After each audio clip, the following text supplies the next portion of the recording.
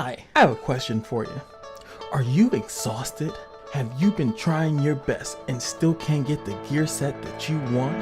Are you halfway asleep and just dreaming about the perfect gear sets that no matter how much you try, you just can't get the perfect stats? Well, look no further. We now have Equipment Pack 1 and 2 coming back. Yes, that's right, Equipment Pack 1 and 2, at least one epic piece guaranteed. Equipment Pack 2, at least 2 epic pieces guaranteed. After purchase, players may select the desired set of items within your in-game mailbox. Players have a 35% chance to receive rare equipment, 53% chance to receive heroic equipment, and a 12% chance to receive epic equipment. Equipment is delivered at random. Guys, it's pretty much proven. Look at the proof. Look at one of our satisfied customers. First up, we have a lovely gentleman named Raz. As you can see, he's a corporate fellow. He was doing the best he could. He was the heir of the covenant, but he just couldn't get the right set of gear to live the life that he wanted. So, now he changed his name. He has a full set of gear, a completely different kit, and it's all thanks to the equipment packs. Look how happy he is, guys. That is only the happiness that can be made with money. Absolutely. Still don't believe me? I will show you our most satisfied customer. Here we have a young man on his journey to become the adult that he wants to be. Now, first he tried every method he possibly could. He even went through the standard way of playing, and he even got this far. He changed his class, he went to light, he tried so hard, changed the outfit, he just still wasn't being what he truly, deeply inside of his body really was. But that's when he got not only Equipment Pack 1, but Equipment Pack 2. Yes, Aether finally turned into the blossoming woman that he always wanted to be. And you too can be just as amazing if you just buy Equipment Pack 1 and 2. The number has been at the top of the screen the entire time. That is again 1-800-FUCK-F2P. Again, that is 1-800-FUCK-F2P. This offer is to prey upon your fear of missing out. That's why it's only for 7 days, and the likelihood of you getting anything good out of it is pretty low because it's all RNG. And instead of making these packs, they should have probably just made Hunt better and allowed us to just craft everything so we wouldn't have to bitch and complain when they actually make these types of packs. Yeah, again, bye.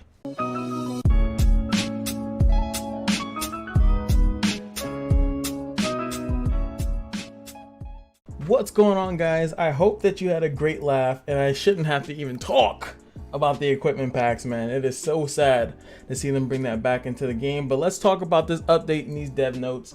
It is nice that whatever, that they're a little boasting out here, letting them know that the game has been getting bigger. We got 10,000 new players a day, buddy. What you talking about? We rolling in the cake dough money cake stacks. It's nice that they're going to be helping out newer players. This is the same stuff that I've seen in Knights Chronicle, and I still play Knights Chronicles for the same reason people still play this game. Is that even though they make crazy mistakes, the game still has potential. And I think that's the saddest thing is when you do see the equipment packs, you really get an insight of like how it messed up. And the reason why, and I'm just going to touch on this really quickly again, and I have to always say it, the reason why the equipment packs are an issue is because you cannot craft the gear that is in the packs. So there's actually, like, yes, I know you can farm them, you can technically farm them, but you can't craft it, and that's a huge weird thing that is incomplete about the game. Like I've said, these gacha games are somewhat incomplete, and that is what that is. It's just incomplete that you can't do that. I don't, you guys can disagree with me, that's fine, but you can craft 4 pieces of gear, but not the other 2 for some reason that are very important to your character's build. But you can buy them that at that same level in quality, the 85, the 88, you can, I think it's just 85, but you can buy it at that level. But why can't I just play and get it myself? It's the same issue that Knights Chronicles had as far as like, oh, why can't I just upgrade my character and I should be fine? Why can't I just do that by just playing the game? why is there a way that I can just buy into that? It's not a good look. That's all I'm saying. It's not a good look. And yeah, and this is not the episode 2 preview. So if you want to go with even worse things, right?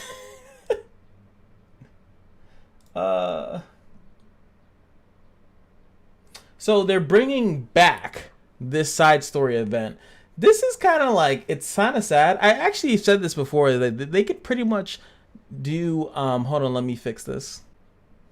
There we go, biggie size for y'all all the time. But they could have pretty much not even done a side story event. I don't think that, and again, you guys can sound off and on in the comments, I don't think that they need to have a side story event every week. I don't think that is necessary. I think that it is fine to just tell the people to play the standard parts of the game. I don't think side stories need to be standard at all. I think that the fact that, especially once they put the catalyst into the adventure mode, that they should more emphasize a regular standard way of playing, which is adventure mode grinding, hunt grinding, spirit altar kind of sort of, but yeah, the spirit altar grinding, and so on and so forth. And the side story should be to get even rarer stuff, that they should be giving out crazy gear, or you know, something that incentivizes you to really go there. But now it's slowly becoming that you could just get the regular stuff outside of side story. So it's kind of like, you don't need to even do this. And it's like, we're gonna give you this side stories to prepare you for the one that's coming in.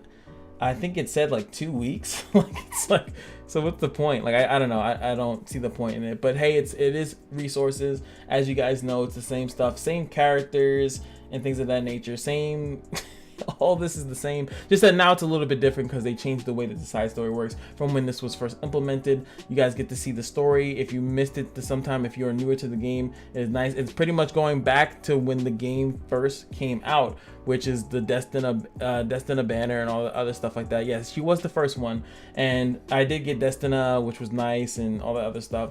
Now, but that's that. Next thing is gonna come up is the Test of the Sandstorm. Bazaar, Rin, and Silk. One of my favorite stories actually in the game is the lore of the Merchants Guild. It's a very, very, very good lore, and it's a whole thing about Bazaar as one of the leaders of the guild. Nonari, I think is the name of the chick that she looks like a cat.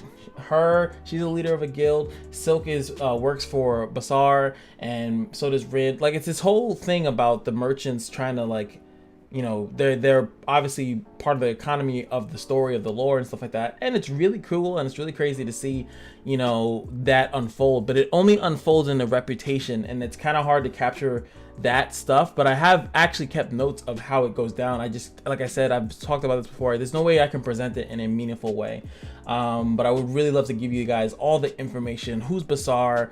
The fact that he wants to marry Nonari it's cool, but she doesn't want to do it because of how much power. She actually is aware of the power creep that it would cause if she was to marry Bazaar, because there would be two leading guilds getting married. I don't know, it's just really cool stuff. So, you know, same thing with the challenge mode. It's just new artifact that they're giving away for free. It is going to be a 2-stager, which is awesome. It means, you know, less stuff that you have to worry about. 20% hell's going to be a 20% chance.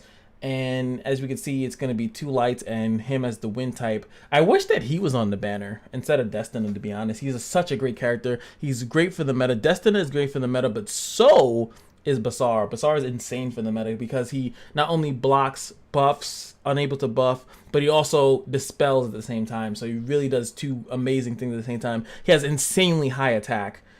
I think he might be one of the highest attack mages in the game, like him and Ludwig, if I'm not mistaken. He's Earth, so he actually would do well against everyone having these light and wind hero and earth heroes. There's, you know, not that many fire heroes currently in the beta, in my opinion. There's a couple, but not that many. It's mostly water, ice. It's mostly ice, light, and dark. I think those are the 3 main in the PvP meta. So he really would be a great fit, and he has decent speed too. But let me stop. I should make y'all pay for this Bazaar character guide video, because apparently if I don't showcase the character, I don't know what I'm talking about. Good old Reddit. But it comes with this lovely artifact, and this artifact is okay. Tear the Desert. As you attack, you will get, you know, your attack goes up by a certain percentage. Obviously you're gonna have this thing maxed out because it's a challenge artifact, so you will be getting 4% every time you do an attack, and it goes up to 5 times. This is really good. It seems more for a PvE aspect because it's attack stacking, and it will keep it stacking. It doesn't say that it resets per battle, so you can pretty much stack this up throughout, you know, a dungeon, the raid, or through the abyss after doing constant attacks, and you will have a 20% attack boost. It's obviously really good for, you know, mages that have multiple attacks. You got Mercedes, Celestial Mercedes, Dizzy. Basar has 2 AoEs as well, so you can put it on him, and it just gives you a more attack. I see that it's mostly for people like, you know, that will truly benefit off of it, because it's mages have really good artifacts already, and especially when you get into the 5-star artifacts, if you got the scepter, it's really hard to beat out the scepter and the abyssal crown when it comes down to those big bad boys. But you know, this is a pretty good one. Like I said, it's more for clearing. I would say like the abyss or something like that. It's not, you're definitely not going to use this for PvP. What is this, 5 attacks to get 20%? It's just too much. You need something more immediate and more annoying or more threatening, but it's still pretty good. And who knows, there might be another AoE mage in the future that they might bring out, because it just seems like to be their fun. And of course you get one for free here when you clear it 10 times, which is good, right? So clear it 10 times, you get 1, then you just need the other couple ones. Might be the only one that I might say it might be good to have 2, but I really should have farmed I should have farmed 2 Radiant Forever, and Radiant Forever is a thing too. So that one does like what, 50% additional damage, and this is just like a boost the attack. I don't know. I think Radiant Forever is better, my personal opinion. Also, now they're gonna have the next artifact shop coming up, and I was kind of waiting for this to see what it is. Idol's Cheer is going to be a big one. If you don't have that, that's really good. Wondrous Potion, though, I would have to argue might be a more priority than Idol's Cheer, because Wondrous Potion, there is so much you can do with someone like Deanne or any character, any Soul Weaver that is ran very fast, and you're just cleansing stuff nonstop if you can get a maxed out Wondrous Potion. I actually would say that this one is the most important thing here. Idol's Cheer is good. Alexia's Basket, as you guys say, I don't even know why it's a thing in the game. I think it's garbage. Times Matter is okay, but it's this weird, very strange thing of getting a kill and then the next skill does more damage. So it's like you have to kill with something, and then you can't do it with the thing that you killed unless they make a mage that has a reset. When they kill with that move, it resets. Then Time Matter will be busted on that character. And Bloodstone, it's like a weird healing thing. Your ranger can like heal, but I don't know. There's a couple 5-star artifacts, but the 4-star artifacts of the rangers where I love it. Beautiful, love all that. So yeah, that's up for you guys. Like I said, I think Wondrous Potion and Idol's Cheer are the go-to. The Soul Weaver pack. That's pretty much. Outside of that, maybe just save it up or go for the Bottle of Knowledge. I think the Bottle of Knowledge refreshes each time, like when the other things refresh. So it's still pretty good if you can get 240. Limit 1, you get 1, and then you can start to limit break, you know, one of your more important, your 5-star artifacts. Hey, just an option. Gotta mention it. And that's pretty much all it is. So hope you guys enjoyed the intro. That's what I spent. I spent more time on the intro than I spent on anything else here, because I just really wanted to make that funny. But yeah, like I said, we have to make noise when they do that, man. It is sickening to have the game where you can't do something but you can buy it. I don't like that. Like, that's pretty much what you're doing with that pack. You are crafting rings and necklaces. That's what you're doing. You're buying that pack to craft rings and necklaces because you can't do it in the game. Same thing in Knights Chronicles when you are buying the Awakening essences because you can't get enough of them in the game because of how long it would take you to do that. This means that they are purposely leaving Hunt. Back to E7. They are purposely leaving Hunt in a bad state. They are purposely leaving crafting in a bad state because they know that they can just sell you the difference of the RNG by giving you more, not even giving it to you straight up, because that would be better, right? If you can just buy good gear. But no, you're buying a chance at good gear, which is even worse. It's like a huge slap in the face. And you guys really got to realize that, like, that's what that is. Like, you can't just be like, oh, that's nothing. And I know those people that are just like, oh, you know, it's just for the whales to buy. It's no big deal. No, you guys have to groom the devs, and it sounds fucked up, but you guys got to let them know what you want to buy, what you're willing to spend money on, because that's what they're going to put in the game. So people bought those equipment packs enough that they said that we should bring it back. That means that people are either satisfied with the way that the game is, that they would want to buy something like that, or they're dissatisfied and are buying it because they're dissatisfied with the way the Hunt is, but they can't tell that because they just see the money coming in and they don't know which is which. But since the money's coming in, then they're just gonna keep putting it back out. you have to not only not buy it, but you also have to be vocal. If you guys are okay with it, please let me know why you're okay with it. I talk to everybody that comments on my thing. So I really would love to hear the other side of it. Why these equipment packs are good. I can see why the summoning packs are good and bad. You know, they're good for X reason and they're bad for Y reason. Should they be in the game? I think there should be no packs in the game. I think if a free-to-play game says it's going to be free-to-play, it should be absolutely free-to-play, and nothing should be sold besides cosmetics, like different outfits for characters, different banners, and different, you know, random stuff that has absolutely no impact on account progression or gameplay. That is my 100%. Every time I play one of these games, that is what I always want. But none of them do it like that. They always have account progression, pay to progress, and people are some for fucking reason fine with that. It is bullshit, and that it always creates these same problems because this is pay to progress. This is not pay to win. This is pay to progress. So now you don't have to actually go and do the you don't actually have to go to hunt, or you might just get lucky and get the best gear. And you see, if you listen to other YouTubers, and I know I'm not the biggest one of them, but listen to the other YouTubers when they talk about gearing up a character. They say that it's going to take them days, weeks, several weeks to do that, and then they bring out a pack that lets you do it like in seconds. So don't tell me that it's bad, you know, that it's okay that it can take you a week. Then you have to be upset when they tell you can do it in a couple seconds. It's bad. It's just bad. It's just bad. I just can't say it enough that it's just bad. It shouldn't go or shouldn't work like that. We should all be on the same level. That's what a good gaming environment is. Everyone is on the same level, and you can only get a better level than me if you input more time into the game. That should be the difference. That's why I like fighting games. You are not better than me in a fighting game unless you're either a genius or you just spent more time.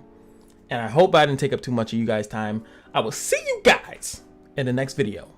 Peace.